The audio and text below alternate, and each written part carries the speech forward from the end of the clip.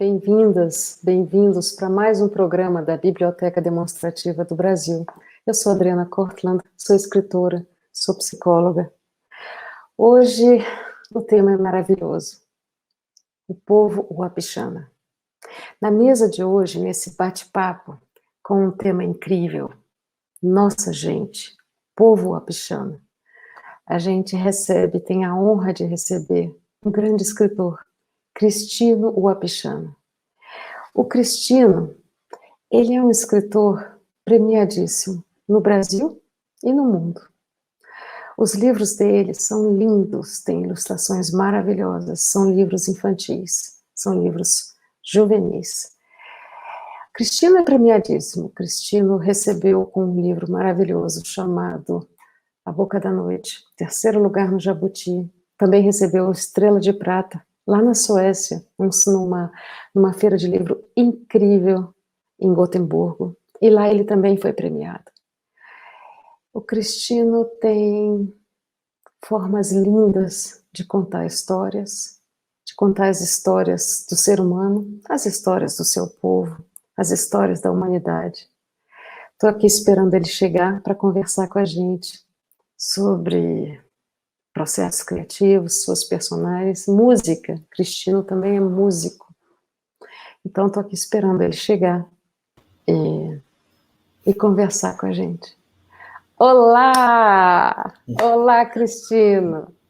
Olá, Adriana. Obrigado pela fala tão bonita. Parece que é uma coisa assim tão grandiosa, mas...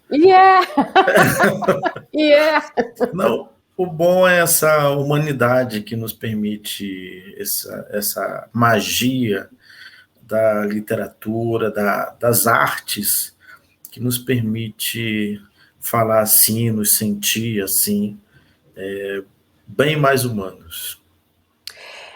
Essa é a beleza das artes, né? Da música, da literatura, e você passeia, né? Passeia por esses dois universos. E antes da gente falar assim mais especificamente sobre os seus livros ou sobre o seu processo de criação, você pode contar um pouco para a gente como foi que a sua biografia, a sua vida, a sua vivência, ou as histórias do povo uapixano, como isso tudo foi formando você, e você que leva com tanta beleza, e eu fico tão orgulhosa, a cultura do povo uapixana, leva também o nosso Brasil para o mundo, que te reconhece como um escritor tão bacana na área infantil e juvenil. Conta um pouquinho para a gente. Bom, Adriana, primeiro nós vamos falar... nós temos aí 500 anos que os povos indígenas estão sendo trabalhados para pertencer a essa sociedade brasileira, e muitas lutas, todos os povos, né? E isso, como começou no Nordeste, foi mais demorado chegar lá por Roraima. Uhum. Então, o meu povo uapixana tem o privilégio ainda de falar a língua e manter parte da cultura, porque esses outros povos seguraram essa força que vinha, que começou lá pelo Nordeste. E eu digo isso porque, não fosse eles, a nossa cultura também estava bem apagada, bem difícil. As nossas histórias, embora muitas já partiram, mas ainda restou muito por essa resistência que os povos indígenas sempre tiveram pela própria sobrevivência. E, atualmente, o Brasil tem 305 povos indígenas, falando aí mais de 274 línguas. É um país muito rico, muito diverso, e cada povo com sua cultura muito bem definida. E é povo porque tem tudo que ele precisa para ser um povo, tem todas as suas riquezas, suas belezas, a sua espiritualidade, tudo que ele precisa. Ele entende desse mundo, por isso que ele é um povo. povo brasileiro, povo argentino, cada povo desse tem sua cultura definida. Então, às vezes as pessoas chamam de tribo, mas tribo não tem o peso de povo. Você é da tribo brasileira ou do povo brasileiro? O povo brasileiro tem 500 anos, né? O meu povo tem mais de 4.500 anos, que é autossuficiente em tudo para a sobrevivência. E aí, dessa cultura, dessa riqueza, aprendemos com as histórias. As histórias, elas têm funções muito importantes, desde a cura de doença, cura espiritual, ela passa, ela faz parte da nossa educação, da nossa formação como gente. Então, tudo aquilo que nós precisamos, tudo que existe, é contado a partir das histórias. Nada existe sem história. Todos são contadores de histórias. Uma criança, todos são contadores de histórias. Isso que nos move. E essas histórias ancestrais, elas são muito fortes dentro da gente. Especialmente quando trata da história de criação, que muitos chamam de mito e lenda, mas para a gente são histórias. Aconteceram, nós cremos fortemente nisso. E essa história, ela pode não significar nada para ti, até você não é Wapchana, mas elas têm um poder, assim, para a gente muito especial. Um exemplo é a história de criação. A história de criação do meu povo diz que o Sol e a Lua namoraram e estavam aqui na Terra e criaram o povo Wapchana. Então, nós somos filhos do Sol e da Lua. Mas, peraí, o Sol e a Lua estão morando longe. Claro, brigaram. Todo casal não briga e, às vezes, causa separação. É natural. É natural. Então, cada um vai para o seu lado. Viajou, foi embora. Mas é uma história absurda, claro. Assim como a história absurda do povo Jabuti, que nasceu de uma árvore de pedra, um povo que mora lá em Rondônia. Assim como é diferente também, é um absurdo, a história da criação de Roma, de Rômulo e Remo, dos egípcios que vieram seres galácticos, né? E como a história do povo mais conhecido, dos judeus, né? O povo de Israel, que o homem veio do barro, e a mulher... Imagina, a mulher veio de uma costela. Olha, imagina que costela poderosa. Para criar um ser tão extraordinário, tão fantástico, que traz a vida, que acalenta, que amamenta, que dá tudo, que traz luz para esse mundo. Sai de uma costela, que costela extraordinária. Ou que criador grandioso. Então... É uma história absurda. Como pode alguém nascer do barro e depois a mulher nascer de uma costela? O fato é, as histórias estão aí para explicar tudo o que existe. E essa é a história de Israel, daquele povo. A história do Wapchana é do Wapchana. E assim cada povo tem suas histórias. Se a gente tivesse a escrita, também teria uma Bíblia com todas as nossas histórias extraordinária, fantástica, com os nossos heróis, com o Criador, de repente, parando o sol, movendo a água e tal. Tudo, entende? Histórias são histórias. O fato é que ninguém estava lá.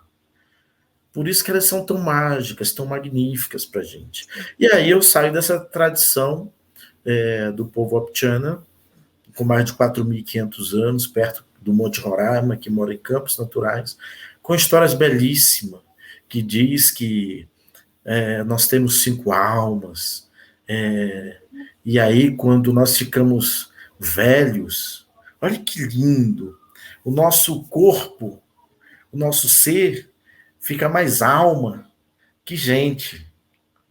Por isso que tem tanta sensibilidade, por isso que você conversa com o espírito, por isso que você é um bom avô, você sabe ensinar com facilidade, você consegue contemplar as coisas, o tempo, prever coisas.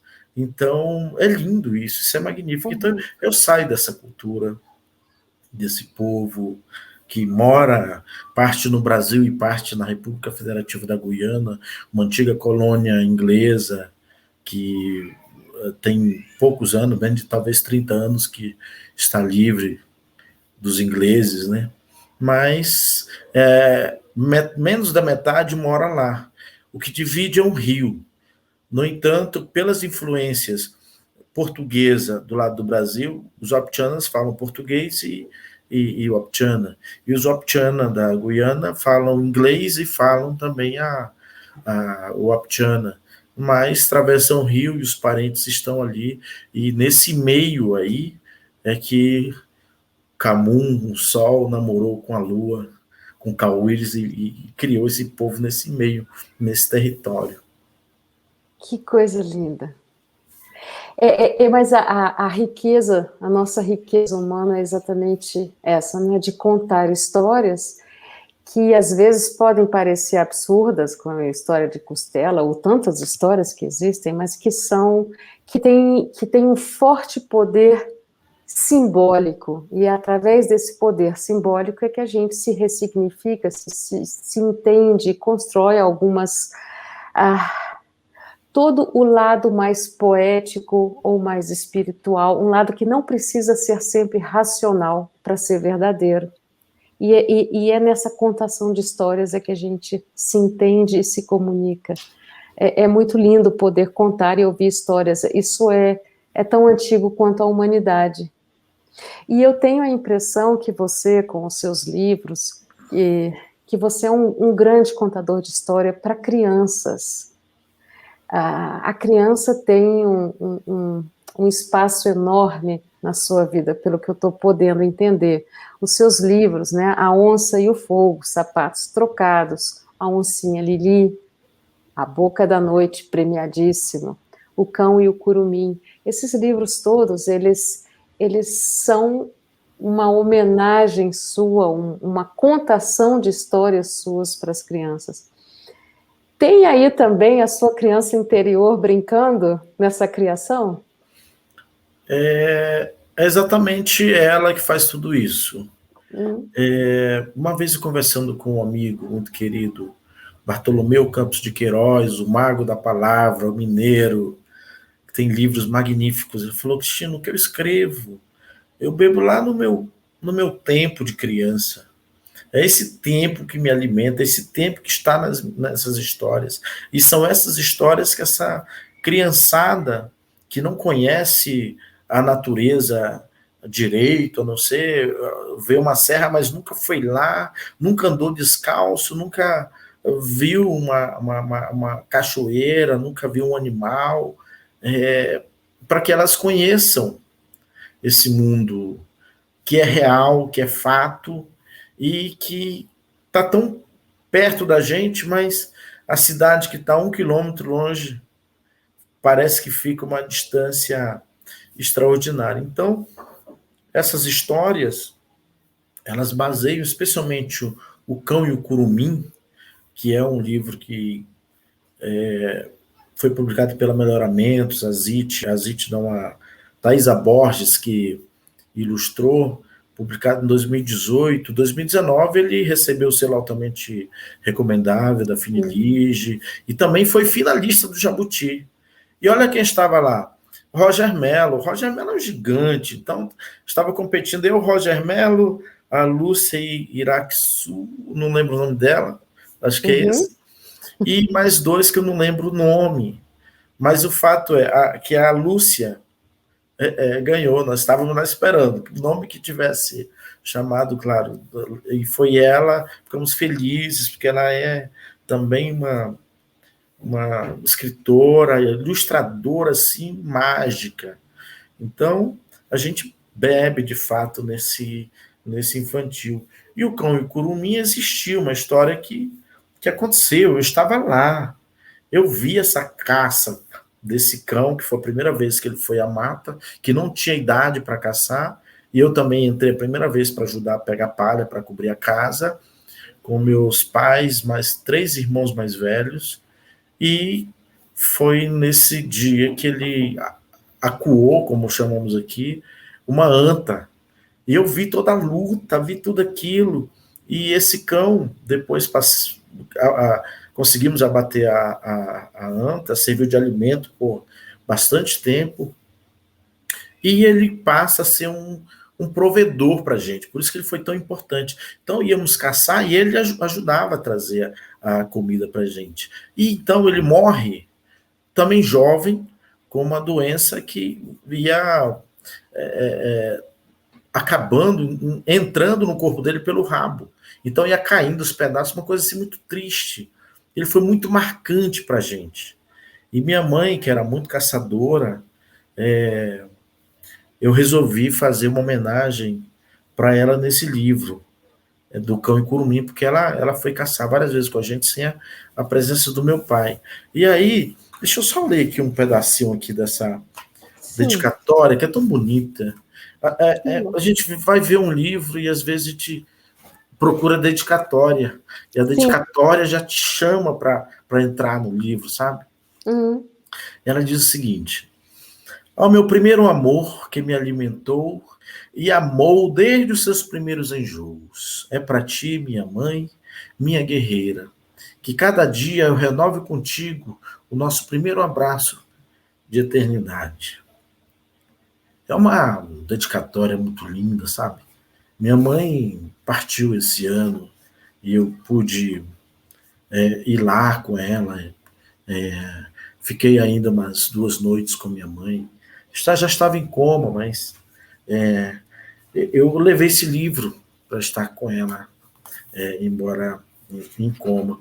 E por esse encontro tão magnífico, bonito com esse cão, por essa amizade, eu coloquei assim a frase: o sentido da existência está na cor do encontro.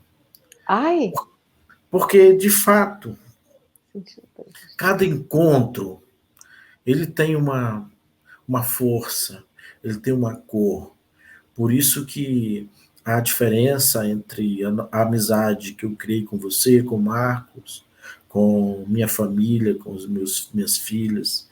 E aí, olha que incrível. Esse livro eu coloquei assim: histórias que moram em mim. Talvez dê para ver aqui. Sim, dá para ver. Histórias que moram em mim.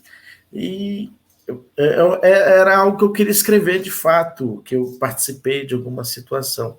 É um livro magnífico, lindo. O meu avô sempre falava que tínhamos que alimentar bem o corpo e também o espírito, para crescermos fortes e saudáveis, para buscarmos ter a coragem do bem-te-vi, a leveza de uma pluma e a velocidade de um beija-flor. Mas não era só isso.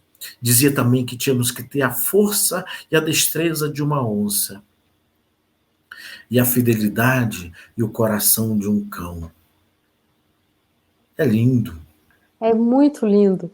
Eu tenho a impressão de que você, com toda essa riqueza de uma vida passada mais muito próximo e numa identidade visceral com a natureza, e você escrevendo esses livros para crianças, para jovens que não têm isso porque moram na cidade e não tiveram essa liberdade de estar tão próximo culturalmente e fisicamente próximo da natureza, que você propõe de novo essa reconexão, que você quer sensibilizar as crianças e os adultos. Eu adoro ler livro infantil, para estar próximo também de todos esses animais e de todo esse mundo que a gente, dentro de uma cidade ou de uma cultura mais ocidental, vai saindo um pouco. E pega um gancho antes de te passar a palavra de novo com uma pergunta. Quando a gente se falou ainda há pouco, antes da entrevista, a palavra contemplação tem um lugar muito importante, muito querido no seu processo criativo, na sua vida, quando você compõe uma música, quando você escreve. Você pode falar um pouquinho sobre contemplação, natureza, criação de livros, inspiração, enfim, sobre esse mundo?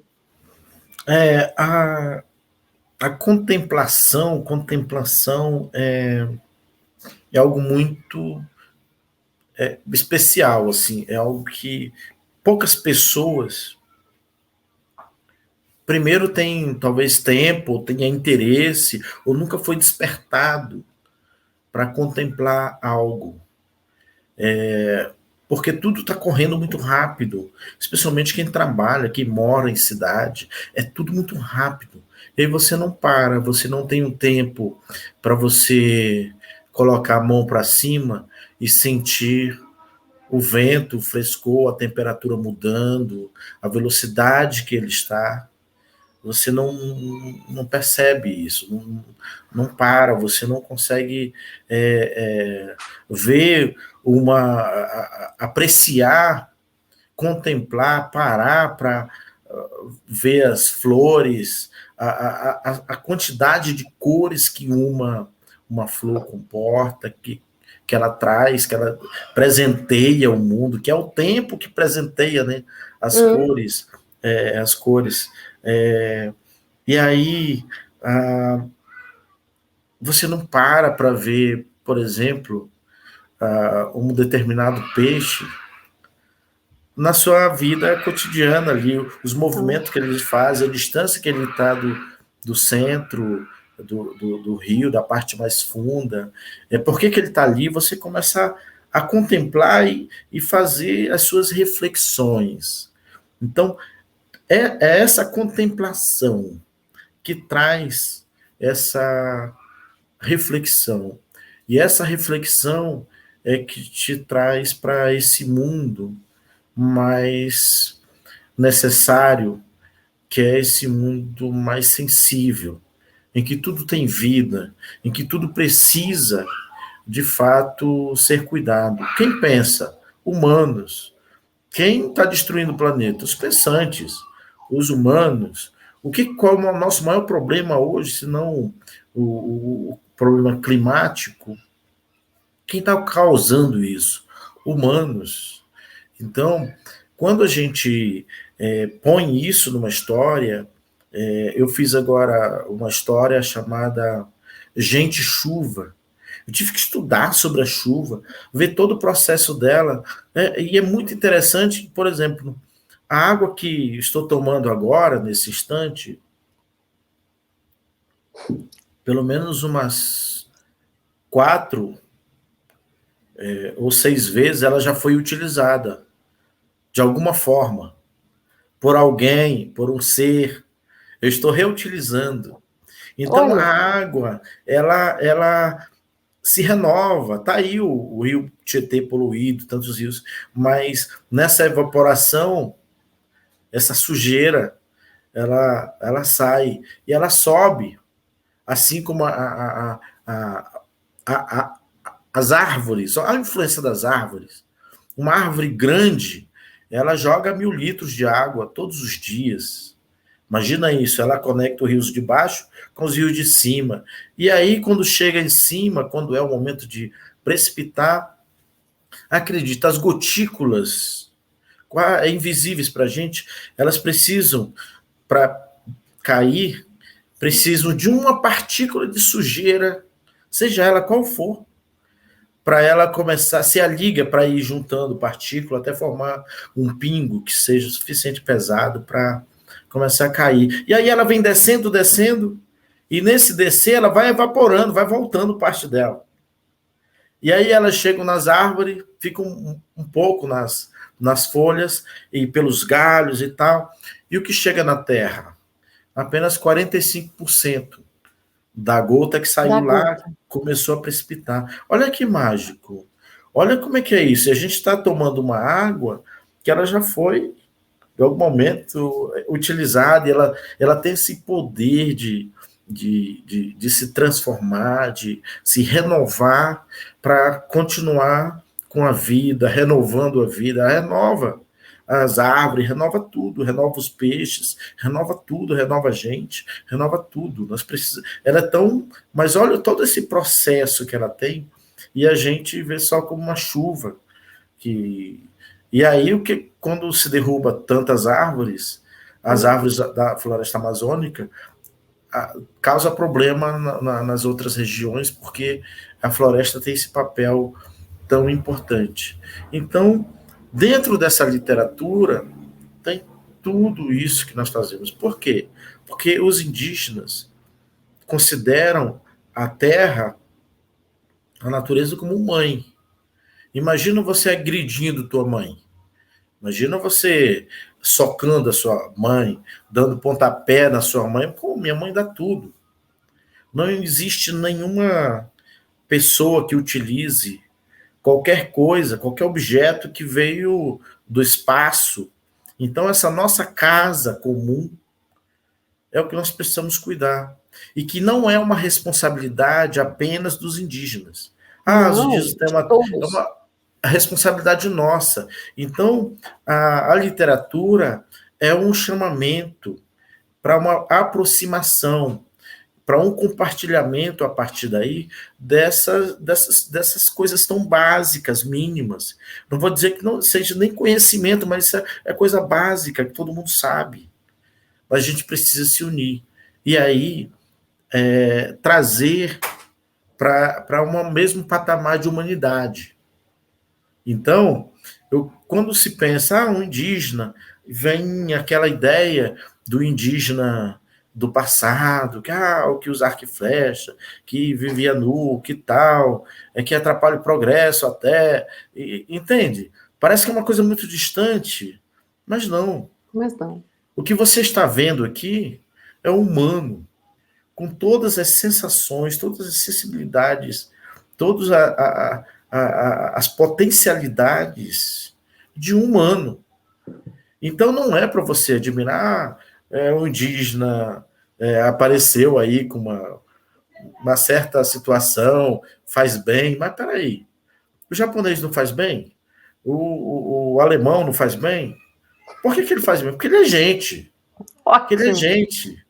Então, não é para você se surpreender ter indígena médico, um cirurgião, um músico, um escritor de excelência, um piloto de avião, de um caça, um jogador de futebol. Não, estamos presentes na sociedade brasileira, em todos os países estão presentes dentro da sociedade, pagando imposto. Eu pago aluguel, compro comida, eu pago meus impostos. O leão vem e pega meu imposto. Eu vou trabalhar, ele também ganha um pedaço do meu imposto. Então, independente de sermos ou nos considerarem pessoas nesse nível, como se fosse uma outra humanidade, nós estamos presente, ativo, participando da vida social, intelectual da sociedade brasileira. Estamos presentes, embora invisibilizados, mas presentes e ativos no mesmo nível de ser humano. Então não estranhe qualquer profissão, não estranhe se você vê um piloto indígena na Fórmula 1, por exemplo. Por quê? Porque aquilo não é só um carro, ou um Sim. carro extraordinário, uma Ferrari não é um carro extraordinário, uma Bugatti, mas foi feito para quem usar? Não foi para a gente usar? Foi para a gente usar. Então, não estranhe se tiver com cocá e o cara pilotando o carro. Não, não estranhe Delícia. isso. Não estranhe isso. Estranhe se tiver lá um animal pilotando. Aí tu tem que, pô, é extraordinário. O animal Aí é pilotando, aí é extraordinário. outra. Vamos tirar foto, vamos filmar, porque ninguém vai acreditar. Mas se for qualquer outra coisa, não estranhe. Somos gente. Precisamos de cuidados médicos, de segurança, de respeito, de dignidade, que estamos pagando o mesmo imposto. Sim. Cristina, você falou três palavras que eu quero pegar o gancho agora, que é indígena, escritor e excelência. O seu livro, A Boca da Noite, recebeu um dos prêmios mais cobiçados na área de literatura infantil, que é a Estrela de Prata, ou o Prêmio Peter Pan, na Suécia. O seu livro foi traduzido para o sueco e recebeu esse prêmio, que é assim, uau! Como foi para você estar lá, não apenas em termos de reconhecimento, mas poder apresentar exatamente essa humanidade que usa cocar, que está presente há 4.000, 5.000, não sei quantos mil anos. Como foi para você essa experiência lá e como eles acolheram essa sua presença?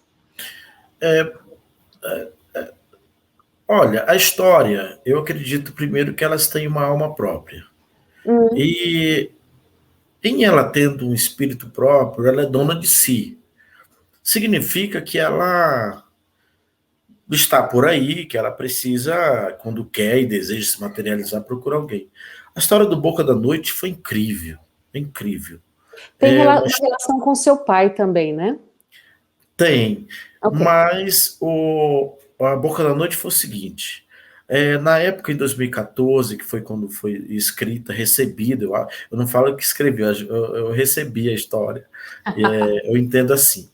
Hum, E aí eu estava querendo participar de um concurso para escritores indígenas, já tinha participado uma vez, ganhei o concurso, mas estava muito pouco as inscrições para a Finilis, né, que é a Fundação Nacional do Livro Infantil e Juvenil, que é o concurso Tamoios. E aí eu convidei autores, já com bastante livros, para fazer essa inscrição.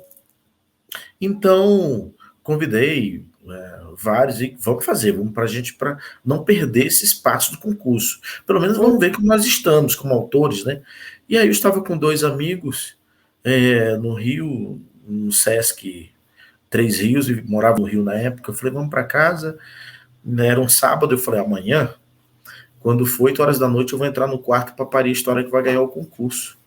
E eles, não, vai ganhar tal, porque cada um tinha escrito dois. E eu estava querendo escrever uma história na qual falava de um menino que morria. Mas a morte era tão cruel que eu não queria. Eu queria que fosse poético. Eu estava 3 meses tentando escrever. E aí passamos o domingo em casa, fizemos um churrasco, até beber um pouco. Eu não bebia na época, não sabia do sabor de uma cerveja assim, bem boa. E aí, quando foi 8 horas da noite, eu falei, ó, tá na hora de parir a história que vai ganhar o concurso. E aí, brincaram, vai ser tal, tal. Eu falei, tá bom. E aí, quando eu empurrei a porta do quarto, o pai chegou, o moleque, e falou, a boca da noite, a boca da noite. Eu só virei para eles e falei, olha, a boca da noite, não esqueçam, vai ser a boca da noite que vai ganhar o concurso. E aí entrei no quarto e fui com o pai. O pai, em 6 anos, começou a me falar, falou até meia-noite. Aí fui dormir, o pai voltou 4 da manhã. Aí o pai insistiu, eu levantei, liguei o computador, o notebook, comecei de novo, fui até amanhecei o dia com ele. Resultado, não ganhou o prêmio principal, mas também eles não ganharam. Quem ganhou foi um outro parente, Krenak, Edson, Sonhos de Borum, lembro o título, e o Boca da Noite ficou como menção honrosa. E aí foi uma história, Graça Lima, que é uma grandiosa, foi que ilustrou essa história. Aí teve vários problemas, até de lançamento, e falei, mas que livro azarado, que história azarada. E quando eu fui fazer o primeiro lançamento, deu uma chuva, eu só consegui vender 5 livros. Aí era numa praça, deu uma chuva, assim, aquela chuva que forte, e fui para casa mais de 1 da manhã e ainda estava chovendo. Resultado, um colega falou, não, rapaz, chuva é bacana. Eu fiz um lançamento em São Paulo, Sesc Pinheiro, também com a presença da Graça, e também uma chuva, e só vendemos um livro. E quem comprou esse livro foi justamente a que ganhou o Jabuti, a Lúcia. Ela comprou esse livro. Nossa, que azar. Aí logo depois que eu soube, olha, recebeu o selo altamente recomendável, entrou no catálogo de Bolonha, o livro ganhou melhor ilustração e melhor livro para criança, que é os 2 prêmios mais da Finilige. Depois, vamos fazer uma tradução, você topa fazer a tradução? Eu falei, topo. Você topa em Gotemburgo? Eu falei, topo. E aí foi. E aí, foi isso 2017. 2017 ele já é finalista do Jabuti, já recebe lá também a premiação. E aí eu fui em 2017 em Gotemburgo fazer o lançamento, faço eco dinamarquês, e 2018 que ele ganha o Peter Pan. Esse livro me levou 4 vezes à Europa. Em 2018 ele entrou na lista de honra do IB, que é hum, a lista feita a cada 2 anos dos isso. melhores autores, escritores, ilustradores, tradutores vivos, que a obra mereça entrar na lista e tal. E aí eu fui escolhido como escritor brasileiro e o Boca da Noite foi para. E a entrega de prêmio era no congresso em Atenas. Eu tive a oportunidade de ir a Atenas também para receber. E aí, em 2018, ele pega o Peter Pan. Mas aí, finalista. Estava China, Alemanha, Holanda, França, Brasil e mais 2 países. Falei, nossa, só uma coisa grande. E aí sai a premiação do livro. Aí a Alemanha, que tinha batido a gente de 7-1, né? Aí fizemos, fizemos mais agora, tá 7-2. E é isso, é uma história assim, que eu recebi, uma história que eu digo que é uma história espiritual, já está com cerca de 10 prêmios entre nacional e internacional.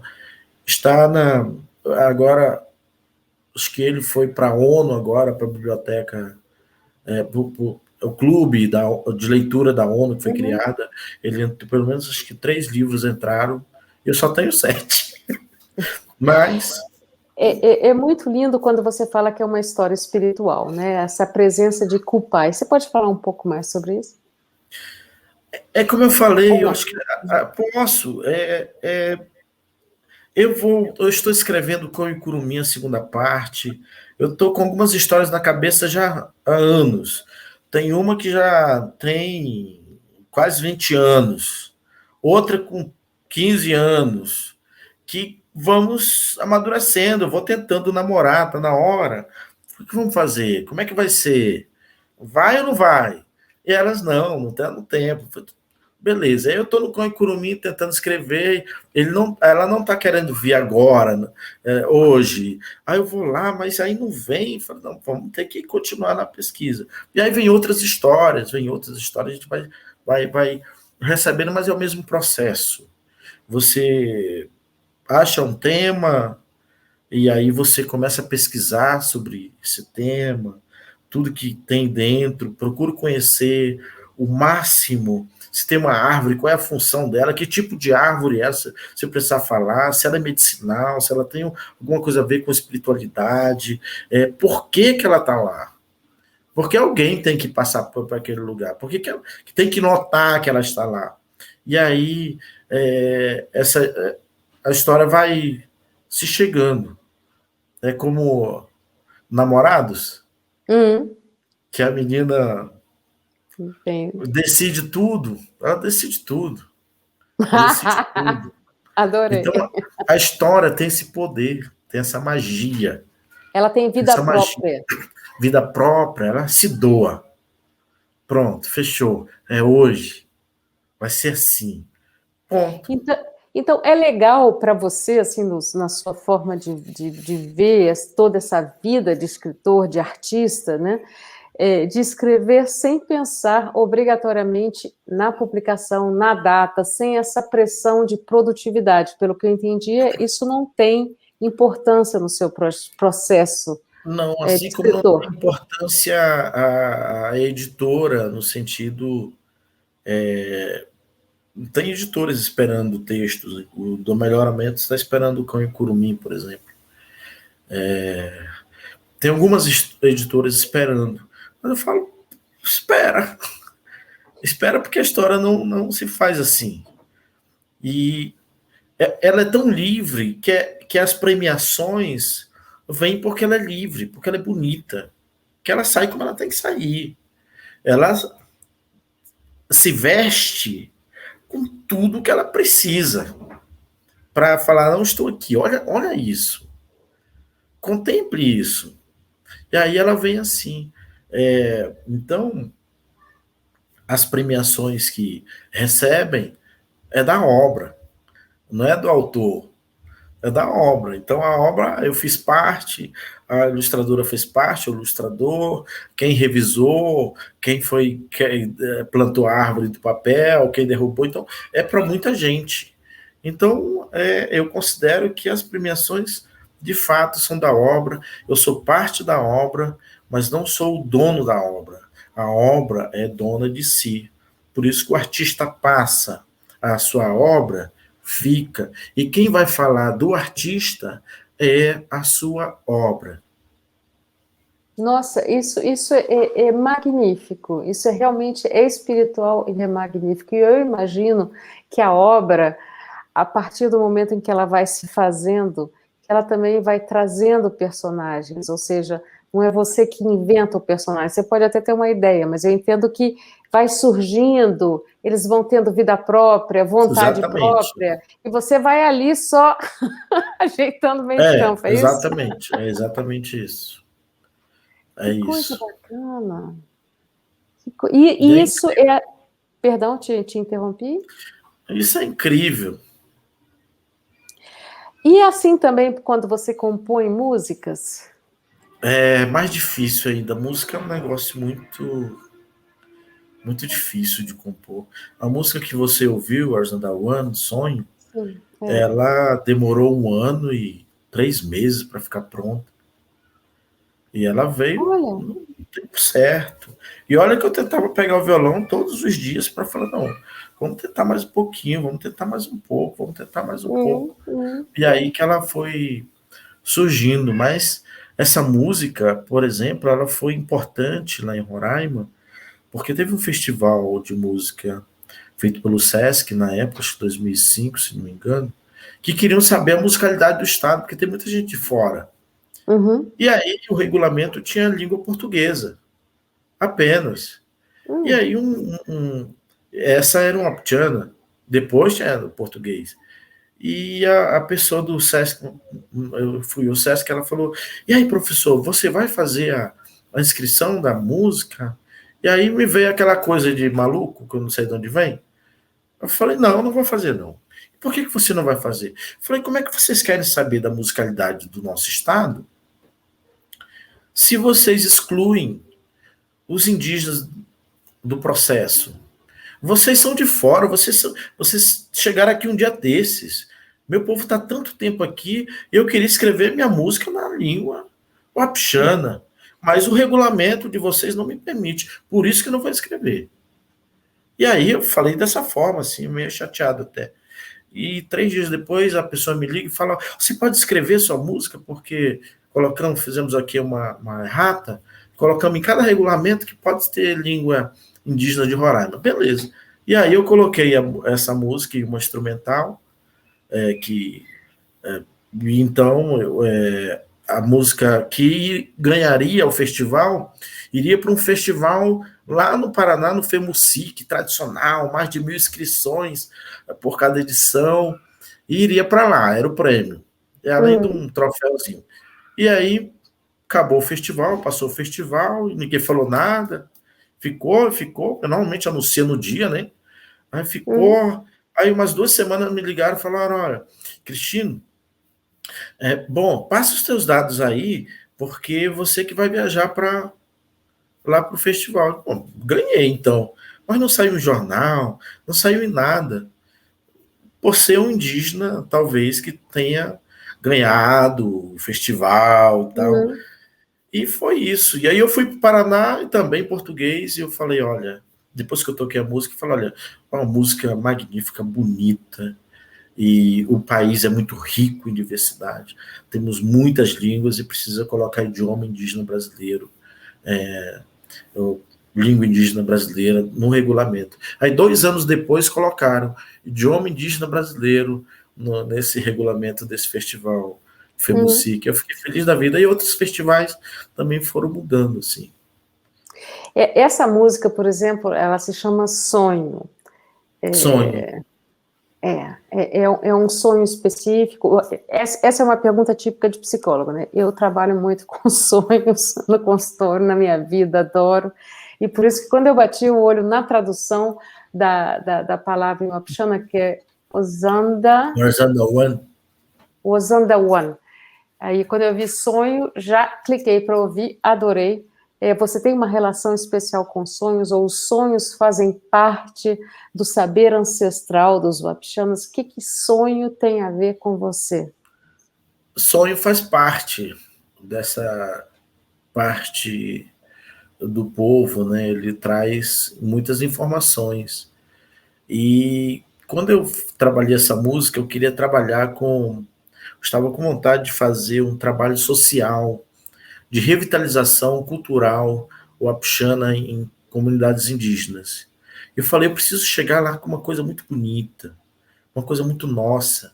E aí eu pensei em criar essa música para poder trazer as crianças, os adolescentes, jovens. E aí eu fui em 3 aldeias wapixana, uma chama Canauaninha, outra Tabalascada e outra Malacacheta, eram próximas, que desejava fazer um trabalho com as crianças no final de semana, cultural, com música até de violão, com brincadeiras, com histórias. Chamamos, e que queria que os velhos também nos contassem a história desses encontros. E aí, eu, sábado, consegui fechar com as 3 comunidades. Eu trabalhava como professor de música, de violão na Escola de Música do Estado. Sábado e domingo eu viajava para essas aldeias e encontrava com essa molecada, com os jovens, ensinava violão, ouvia as histórias, até para me fortalecer também como wapixana, um trabalho que durou 2 anos, e essa música foi fantástica para isso. Incluso quando fomos para esse festival, eu levei, que formou um coral, né? Um coral geral, assim, era social, né? Coral com tantas vozes e tal, escolhido, não, era social, era para estar junto. E aí eu fiz a música sozinho para o festival, e quando foi a apresentação do coral, eles cantaram uma outra música. Só que aí começou o burburinho. Professor, vamos cantar sonho, aquilo foi aumentando, foi um barulhão, e aí o pessoal da programação falou, não, vamos ouvir. E aí tivemos que cantar sonho nessa mesma noite 2 vezes no festival. E aí eu trabalhei por 2 anos e pouco, mantendo esse projeto com essa molecada, com o salário que eu ganhava, né? E aí foi muito especial, me deu um crescimento, uma visão mais profunda do meu povo, sabe? De toda essa beleza que tem, toda essa carga cultural que tem. É uma coisa incrível, porque você é completamente irrigado, inspirado, movido pela sua cultura, você leva ela para o mundo, você difunde ela no Brasil, extremamente necessário isso tudo, e você leva de volta isso para o seu povo, ou seja, você é um grande comunicador, um nômade cultural que passeia pelo mundo, que vai para o Festival de Bolonha, que vai para todos os cantos, e sempre volta para a sua terra, sempre volta para suas raízes, para esse saber ancestral.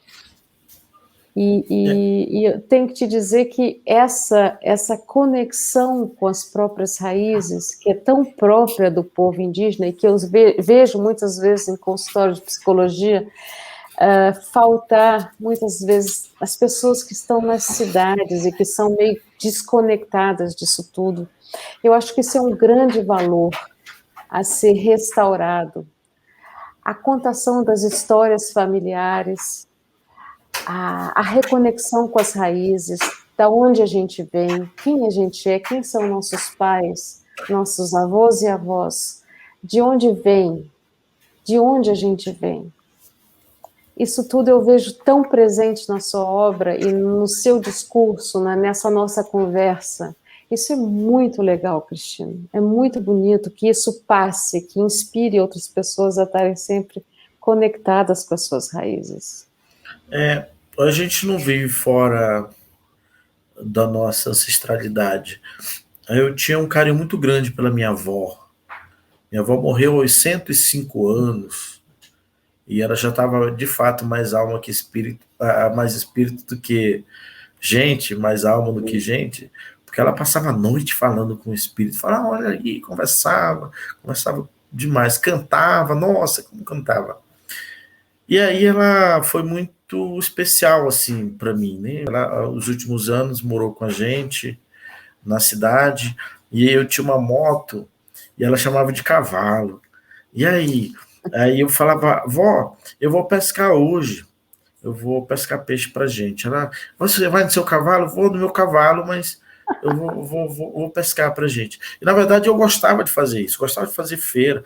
Vou fazer farinha, só que não dava pra fazer farinha, estava na cidade. Então eu ia na feira, comprar as coisas, e quando eu chegava com esses peixes, normalmente eu ia pescar à noite, mas eu pesco de mergulho mesmo, mergulho, vou lá, pego peixe de noite, com a arma de arpão e tal, uma lanterna, máscara, a gente é um hobby.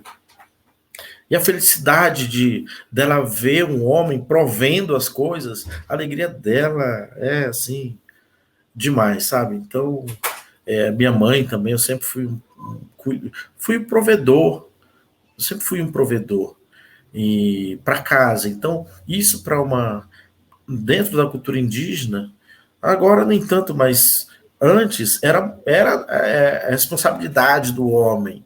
Então, ela ficava muito feliz. E essa alegria, o sorriso dela, ela está muito presente. Inclusive, tem o Cão e o Curumim tem um encontro da minha avó com o menino e uma árvore de jatobá. É um encontro mágico, é linda essa história. E eu fiz uma história, olha aqui, A Cor do Dinheiro da Vovó, da EDB, a ilustração chama... Nossa, que linda a ilustração. A linda, chama Aline Dalacqua. Uau!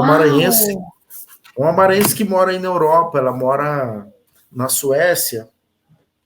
Esse livro é lindo, olha esse cavalo que ela fez, é lindo. Nossa, lindo. Que lindo! E aí a minha avó, ela não conhecia o dinheiro pelo valor, não sabia ler, não sabia nada, mas ela entendia a cor. Pela cor ela conhecia o dinheiro. Por isso a cor do dinheiro da vovó. E numa dos eventos que eu fui aqui em São Paulo, na Bienal, uma editora me propôs: você não quer fazer um livro que fale sobre educação financeira na visão indígena? Eu falei, pô, fácil, como é que vocês estão pensando aí? Eu sou um autor, vamos tentar, né? E aí eu pensei, lembrei da minha avó, falei, minha avó, ela não conhecia dinheiro, mas ela teve 100 e poucos anos e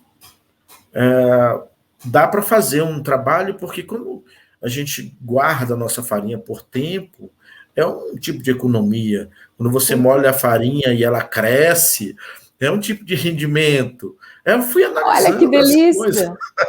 Eu fui analisando, falei, me dá um tempo. Aí deu um tempo e eu escrevi a história, mas eu não terminei a tempo. E aí a editora começou a entrar em crise, até faliu a editora.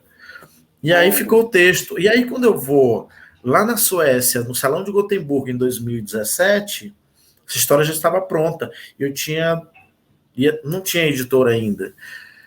E aí eu encontrei essa moça lá, ela foi fazer um trabalho junto com uma professora, e as ilustrações assim, falei, nossa, que ilustração!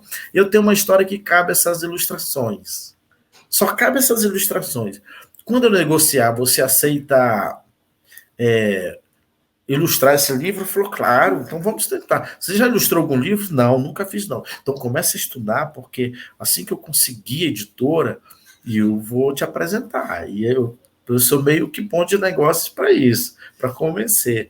Olha. E aí, quando eu estava em 2020, 2019, lá na Itália, fazendo uns trabalhos por lá, a editora, eu tinha deixado na EDB, numa editora, né? E eu não fico mudando de editora, pulando. Eu falei, fica com esse texto aqui. E aí a editora falou, temos 15 dias para fazer. Eu falei, me dá um tempo que eu vou mexer na história.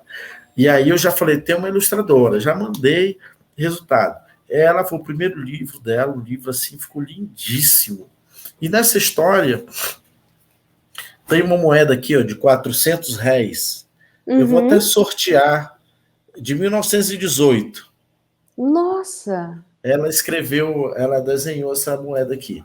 Bom, eu vou até fazer agora um sorteio, daqui uns dias, numa das redes sociais, um livro e essa moeda de 400 réis de 1918, porque essa moeda entra na história, e aí que ela ganha do pai dela, e o pai dela fala, você pode trocar com qualquer comida. Ela fala, não, do meu pai não vou trocar, não. E guarda essa moeda passa a fazer parte da tradição. Olha que interessante. Por quê? Porque todas as vezes que alguém vê essa moeda, quer saber da história. E aí ela conta a história, como é que surgiu essa moeda, chegou até na mão dela. Que delícia! Então, ela aprende a limpar a moeda com limão. Ela coloca corta o limão e põe, entra aí, deixa lá por um tempo, depois o ácido limpa a moeda. E aí ela tem um menino um neto de 10 anos, que é bom de matemática e tal, que fala para ela sobre banco, e ela faz as comparação com essas economias, né? E aí eu pensei, por que não falar da história do dinheiro no Brasil? Porque o réis durou até 1942 ou 1943, teve 9 mudanças até chegar no real. E aí pensamos nisso, falamos sobre o dinheiro, inclusive teve um dinheiro que tinha, olha só. Cara, eu lembro desse na minha infância. Então, inclusive teve uma das notas, uma das cédulas, que tinha um beija-flor, a do real, por exemplo, de R$1. Tinha a do beija-flor, mas ela tinha vindo antes, um beija-flor alimentando. Olha as duas aqui. Do beija-flor alimentando, olha as duas aí. Sim. Alimentando os filhotes. Então, como tinha um lugar na comunidade que ela tinha que podia vender coisas lá, ou trocar, que ela falava trocar, ela gostava de comer umas bolachinhas, então ela podia trocar e tal. E ela, quando ia trocar por essa do beija-flor, falava para o vendedor, falava o seguinte, olha, eu vou te dar aqui, mas ela se impressionava, achava que era mágico, porque cabia uma imagem tão pequena dentro dessa cédula. Falei, então, eu vou trocar com você pela bolacha, mas depois que ele alimentar, deixa ele embora, deixa eles voarem. Aí o vendedor, também, beleza, eu vou deixar vender. E tinha uma outra coisa impressionante também, essa moeda aqui desses indígenas aí. Eu acredito que são caiapós. Conseguiu ver? Sim, aqui. Esse, Então, 1.000 cruzeiros, meu Deus. 1.000 cruzeiros. Povo Carajá.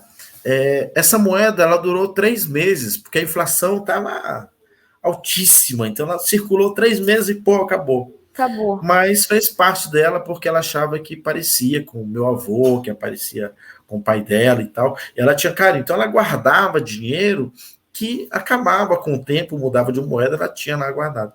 Então, essa moeda passa a fazer parte da história e, no final das contas, ela passa para esse menino essa tradição, essa moeda com essa história, e o menino agora tem a responsabilidade de cuidar da manutenção dessa tradição, dessa moeda que entrou, passou a fazer parte da tradição. Cara, isso é impressionante, é o casamento perfeito da tradição, da ancestralidade, da cultura indígena e daquilo que representa a cultura ocidental, que é o dinheiro. Como é impressionante a gente ver encontros culturais que somam, que favorecem a coexistência, que inspiram a todos os lados, que inspiram pessoas. Com cocar, sem cocar, com dinheiro, sem dinheiro.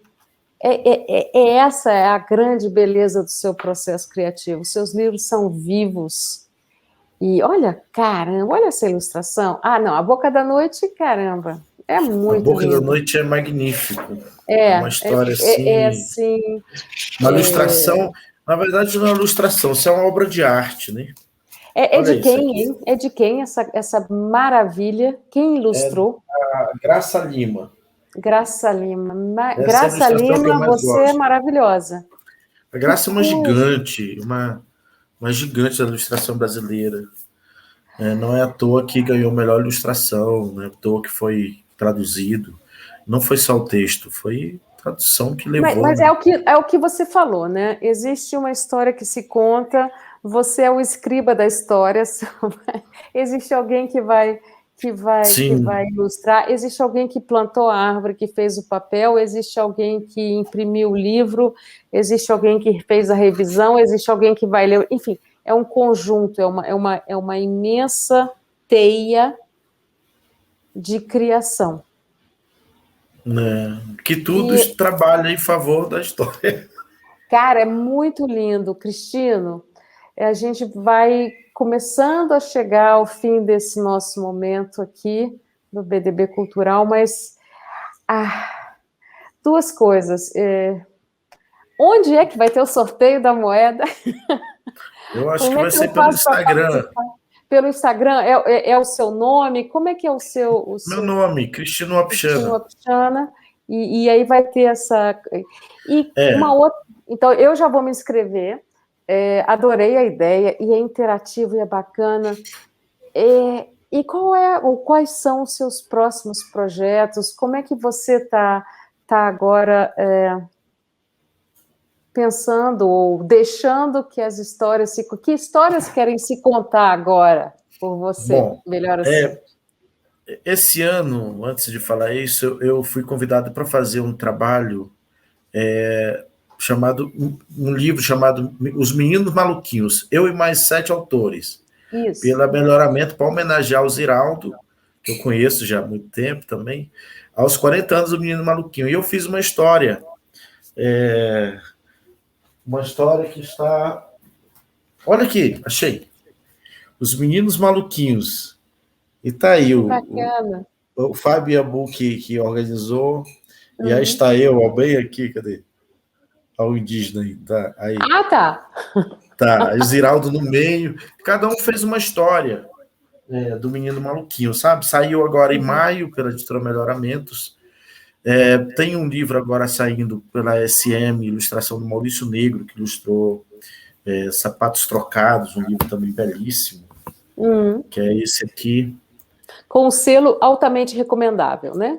Não, esse aqui entrou no acervo básico da Fidelige, e Ah, também ele me levou ao Salão de Paris e foi feita uma leitura em francês, 5 personagens no Espaço Kreuzberg em Paris.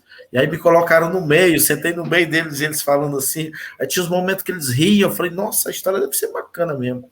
Porque quando eu escrevo, depois que eu escrevo, eu não leio mais, eu tenho dificuldade, eu tenho entendo. receio, tipo, medo, assim, tem que me chamar de novo para ler, sabe? E aí eu falei, Uhum. não, vou ler. E depois que eu li, eu falei, nossa, que história bacana. Preciso. E é uma história simples, que é o tatu e o veado que trocam os sapatos. Na verdade, é roubo ali, né? E aí Uhum. o Tatu precisa descobrir o que ele vai fazer com aquelas garras feias. Ele descobre que cava os buracos, então ele passa a ser a missão principal dele, que antes era de levar notícia em alta velocidade e tal, passa a ser deixar abrigo para quem precisa. Ele faz buraco, dorme uma noite, se manda, vai para outro lugar, faz outro buraco, e assim ele deixa. Essa é a missão dele no mundo, deixar abrigo para os outros. E aí vai sair agora. É linda essa história. É Vai muito sair lindo. agora Tomoromu, que é sobre o Monte Roraima, a árvore do mundo. Ilustração do Maurício Negro está pronto, vai sair no final da primeira quinzena de setembro. E tem nesse período que eu estava escrevendo, descobri uma coisa interessante, né? Que olha a frase que vai ser a frase de efeito: é o tempo que pinta o mundo. E é o tempo que pinta o mundo, porque o Criador na história dá para o tempo todas as cores. E ele distribui para tudo. Então ele que, conforme muda as estações, é que pinta o mundo vai ficando diferente, vai ficando com as cores, cada um tem a sua cor, e de fato é ele que pinta o mundo. Olha que coisa mágica. Cara, Cristino, é muito lindo te ouvir e ver o seu entusiasmo, a vida que flui por você quando você fala, o saber ancestral dos Wapichanas, o saber ancestral da humanidade que está em você e no seu povo e em todos nós, e ver essa coexistência linda que você nos propõe, é a riqueza, a forma como você conta para o mundo e conta para a gente quem são os Wapichanas, o que é a árvore do mundo, o que é isso tudo. Isso tudo é muito lindo, é uma proposta de coexistência poética, viva. Eu fico muito feliz de saber, Cristino, que tem tantas histórias que querem se contar através de você, com esse seu entusiasmo. Isso tudo é muito, muito lindo. Eu, eu, eu agradeço profundamente a sua disponibilidade de estar hoje aqui na DDB Cultural, nesse bate-papo, no Nossa Gente, povo Iapixana, Cristino Uapixana, escritor que dá tanto presente para a gente. Esses livros, essas belezas são para as crianças, mas a criança em mim vai adorar ler o seu próximo livro. Eu te agradeço. E se você, passo para você a palavra, para você fazer as suas considerações finais, para a gente já ir se despedindo dos participantes aqui da BDB Cultural. Agradecer esse encontro com você, Adriana, o Marcos e toda a equipe que trabalhou para que a gente pudesse levar as nossas vozes, essas informações todas para quem vai nos ouvir. Agradecer a todos que irão nos ouvir, que estão nos ouvindo, e que dizer que viver é preciso contemplação, e isso vai fazer com que a gente tenha uma passagem melhor por esse mundo, porque as contemplações levam às reflexões que são fundamentais para a vida. E as histórias é que nos ensinam tudo. Tudo está disponível a partir delas. Ouçam, contem muito. Cristino, aqui, ó, estou te abraçando virtualmente. Te agradeço muito. Até a próxima. Obrigado. E boa sorte nas próximas histórias e nas milhões de histórias que vão se contar através de você e da beleza da sua escrita. Muito obrigado a todos. Obrigado. Tchau. Tchau.